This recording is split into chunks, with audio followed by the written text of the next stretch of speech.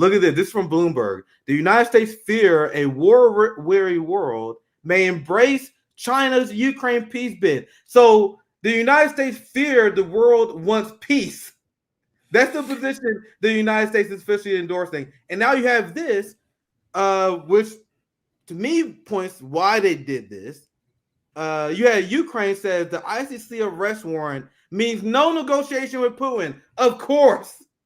So they have this ICC charge against Putin, and now Ukraine is saying, "Oh, well, because of this ICC charge, we can't pursue peace with Putin." And now you have the Biden administration saying, "Oh, we got to follow the lead of Ukraine." So that's a broad toss-up. But I'm very interested in your thoughts on the West strategy and their reaction to the Chinese peace deal. Once again, welcome to RBN, Garland.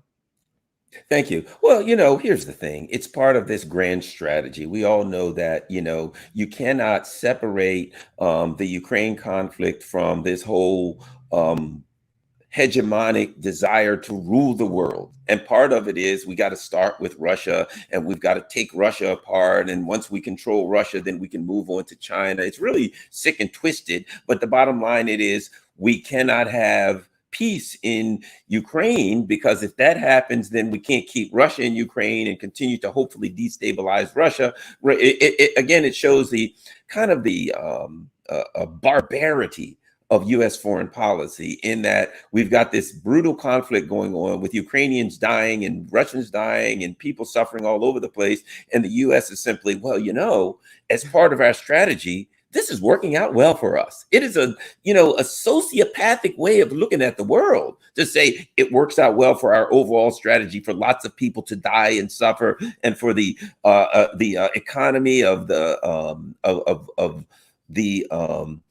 the EU to fall apart. All of that is great as far as these crazy neocons are concerned. Yeah, well said. And this is the comment from Zelensky in response to DeSantis, because DeSantis was forced to walk back. His comments were, he said this is a territorial dispute.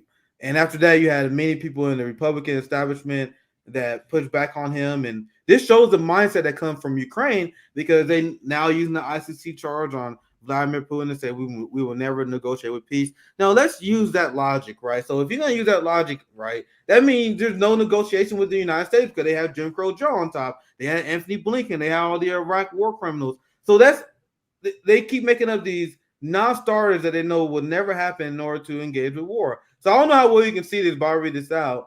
This is Zelensky's original response to DeSantis that showed their mindset. It's a Ukrainian President Zelensky didn't want to appeal to the hearts of Americans, in other words, to their heads. This was his answer. Help us fight them here. Help us defeat them here, and you won't have to fight them elsewhere. So the establishment keep framing the Ukraine war as, if we don't defeat Russia here, they somehow gonna invade Poland next. They're gonna invade France next, which contradicts their original statement, because they say, oh my God, the Ukrainian war is an example of Russian forces being weak. If this is an example of Russian forces being weak, why are we afraid of them taking over the world then? Well, and then one day on a Monday, Russia can't possibly defeat Ukraine because they're so weak, and they're down to fighting with shovels, and they're losing 1,000 men an hour. The next day, Russia's the most powerful army in the world, and they're going to overrun all of Europe, and they'll be landing on the shores of Massachusetts before a week is out. The bottom line is this: that's imperialism. It's not rational. So on any given day, whatever story you need, whatever lie, whatever you need to say on a given Tuesday, and if you change it on Monday, it doesn't apply to me today, it does apply to me. It's the irrationality of the imperialism. You have to lie to your people first and foremost. When they talk about this information war, who is the information war against? It's against the people of the United States, because the truth is, if the people understood this, they would know that it is not in their best interest, and they wouldn't support it. So it's just the constant lies of us, the manipulations of any and everything they have to do on any given day to try to get us frightened, afraid, whatever. And the thing about DeSantis is this: to me, he's Joe Biden, in that He was, oh, I'm all for Ukraine. And then Trump comes out and says, hey, I'm not much on Ukraine. The next day, DeSantis, well, come to think of it, that's not the war we really need to fight. We need to go over to China. That's where we need to go. So realistically, if you, even that, if you say we don't need to go to war with this nuclear superpower, we need to go to war with that nuclear superpower. Should we stand up and clap and say this guy's the second coming of Gandhi? None of it makes sense. Yeah, and the same right wingers, and I just did a segment on Marjorie Taylor Greene saying we need to send our troops to Mexico. So they don't want to go to war with Ukraine, but they want to invade Mexico to fight the cartels. And they want to send troops to invade Haiti. There was a conversation with John Kirby on Morning Joe where they were just nonchalantly talking about invading Haiti. But tell us more how that country should not negotiate and work with Putin because of war crimes, as our country is endorsing invading countries that are next to us. Go ahead, Garland. Let's not forget, there's any number of things you can look up. You can look up something called Operation Babylift. Look that up from the Vietnamese War, which was the U.S. taking children out of Vietnam.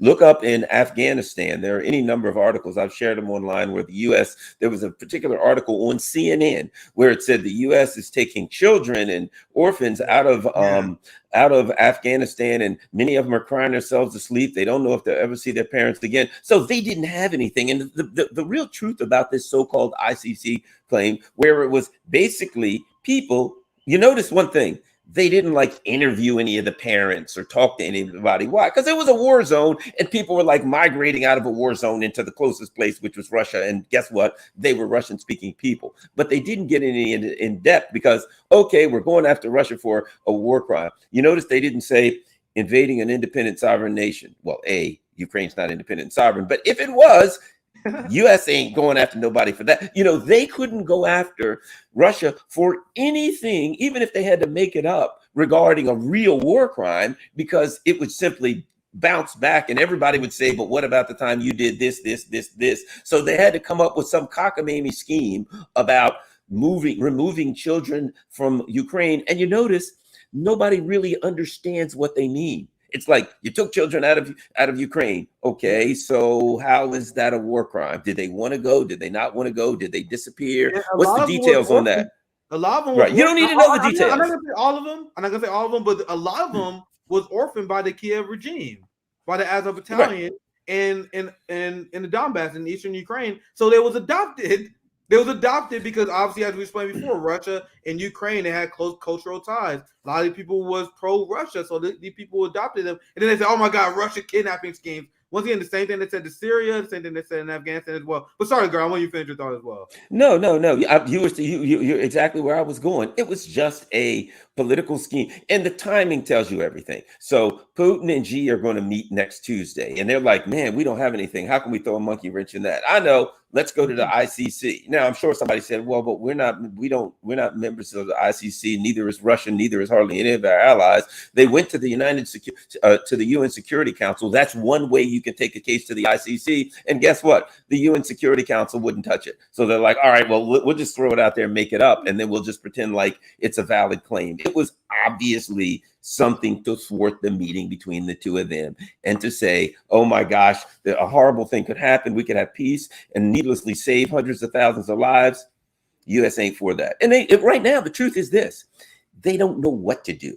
They got a tiger by the tail and they can't let go. They're in this Ukraine thing. They're looking at it and they're like, well, it looks like we're going to lose this and we hadn't planned for that. We're running out of ammo. They don't know what to do. They're just kind of holding on, hoping something happens in their favor. And hope ain't a plan. Hope's what you do when your plan don't work. Yeah, now they're saying that they're going to use the ICC charge to arrest Putin. And I want to show you guys this. I want to show you this quote, and then you also can speak on Africa's resistance to this. And I pass to CJ here soon as well, because I saw this earlier today and I thought this was interesting. This is South Africa economic freedom fighters leader. ICC Putin is welcome here, and no one is going to arrest Putin. We don't want ICC's hypocrisy to apply here in our country. President Putin is welcome. We know our friends. We know the people who liberated us. So when they do this ICC charge, I was actually extremely happy because everyone knows the hypocrisy. Africa knows what happened. The people in the global south knows what happened. People in China knows And when they first recommended war crime charges to Russia months ago, you had a representative from the Cuba delegation that said we do not support this because the West is weaponizing human rights and they weaponizing war crimes, and we cannot create a precedent where the United States can label one person war crime while they're protecting people like Israel and themselves. And that is what Africa's seen. I think this is backfired. So I want you to talk on this, and then I'll switch the subject on Africa's general resistance to the Ukraine war. What are your thoughts on that and the response to the messaging, Garland? We'll take that on. Because Africa sees this, and most of the world does not support the United States. Why? Because they view this conflict through the context of history. If you look at it through the context of history, and you're in Africa, and it's the U.S. and the colonial powers, the people that have been robbing you blind for literal centuries, and now all of a sudden they're going to tell you the imperial powers are now, you should side with us against Russia. And who was the major anti-imperialist force? Who had colleges? Right now, go to Angola, go to any number of African countries, and you will find that the leaders in their military, the heads of their navies, etc., all went to Soviet military academies, which right now there are Russian military academies where there are lots of Africans over there going to school for free. So they're like, when the United States when we were fighting against England or Belgium or whoever for our freedom, the Russians were the ones that were arming us. The Russians, the ones that were giving us money, that were giving us uniform. And now we're supposed to take sides with the people that we had to fight against for our freedom. That's not going to happen. And so they understand the issue of imperialism, and they understand the context of history. And that's what this is really about.